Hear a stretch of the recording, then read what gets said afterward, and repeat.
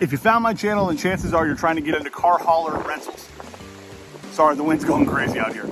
What's up, guys? I'm Justin, and I'm the owner of River City Rentals here in Jacksonville, Florida, and I wanted to make some videos to show you guys what to expect, how to get started, the good, the bad, the ugly, and everything in between about renting car haulers and equipment trailers and that type of thing. There's plenty of videos out there for dump trailers. That's not this trailer, or that's not this channel. I'm not in that business, but each one of these videos will have tips and tricks on how to get started, what things to expect, how to overcome them, and how to build this business. This is not a get-rich-quick type business. It takes work, okay? First and foremost, it takes work. You're gonna have to hustle. But it's very rewarding, very fun, very easy, and relatively cheap to get started, to be honest. So let's get into it. Now, if you're gonna be in this business, there's a handful of things you're gonna have to learn really, really quick. And number one is about finding a good welder. The situation I just recently ran into was I had a customer with my brand new car hauler. I just bought this. My first rental actually was a customer that was using it as a stage. They were using it as a stage for a band. You'll actually get that request a lot as you start to get into this business. And they didn't use the ramps at all, of course. The second customer, which was the first guy to actually use the ramps, he lost one of them. Now, one of these days, I'm sure I'll make a video on how to do a walkthrough with a customer, what kind of things to go over with them and all that. Now, one of the things that I did go over was about putting these safety pins back. I've had to replace ramps in the past. It sucked that it happened on my brand new car hauler, but these simply go in, you flap that little thing over, the little loop over, and it locks in. It does take quite a bit of force to get those out. Now, not to say these are perfect. We still have the remnants of Hurricane Nicole or whatever it is that's kind of going around, so apologies if the audio sucks. But these are what come factory with the trailer. Now, I'll probably replace these with some better ones that are a little bit more easily understandable. I really don't know, but I did go over this with the customer about putting these back. I did make sure I talked to him about losing ramps, how much I'm going to charge him, the whole thing. We also have a very solid contract which protects us.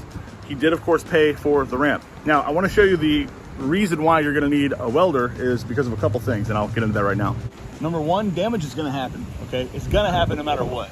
Some of these trailers also, if you get started with a budget trailer, they're not going to be made that well, though factory welds are going to be kind of dirt in most cases. So we did have to go in here and kind of beef up a lot of these welds.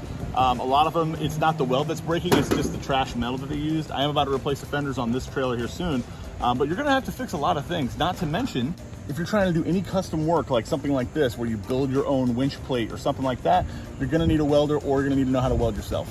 Now, lucky for me, one of my good buddies that from way back is a certified welder, and he does a lot of work for me very, very cheap. He does work full time, so sometimes it's hard to get in touch with him. So I also use Cannon's Welding, which is here off of Richard Road in Jacksonville, Florida.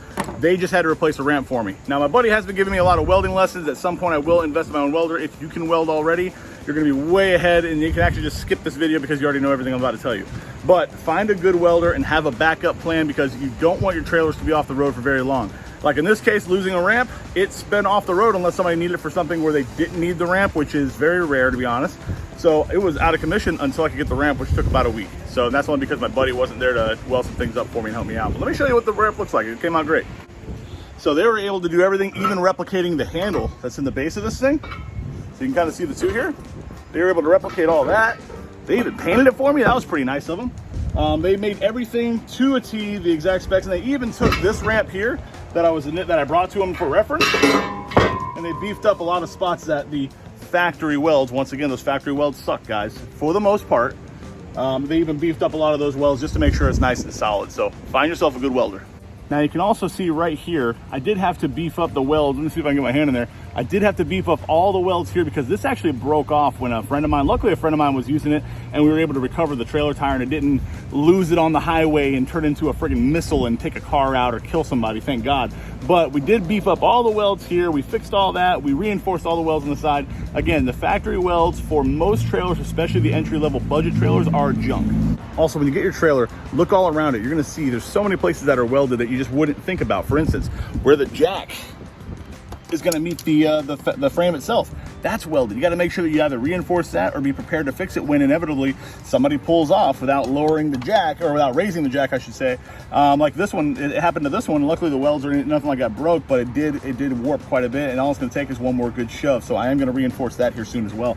So there's a lot of places where you're going to need a welder, so don't slack on that. Just expect that you're going to have to get a welder ASAP. All right, guys, in closing, all I'm trying to say, and the point of this video is there's a lot of welding work that's gonna be needed. Customers are gonna use it, abuse your stuff. You're gonna have great customers that treat it like it's their own, but accidents still happen. mistakes are made, things like that happen. And just with these things getting overloaded and used and abused and all that, was just daily stuff, even if it's not too crazy on the trailer, it's still gonna take its toll and you're gonna need welding work. So before you get into this business, make some phone calls. Either learn to weld, find a friend that's a welder, find a place that does welding, shop it around. Don't get hosed on welding, because welding can get very expensive, especially with those like mobile guys and stuff like that. Find a good quality shop nearby and be prepared to not get discouraged when stuff happens, because stuff will break, ramps will get lost, stuff will have to get fixed. So just make sure you're prepared and have a welder on standby.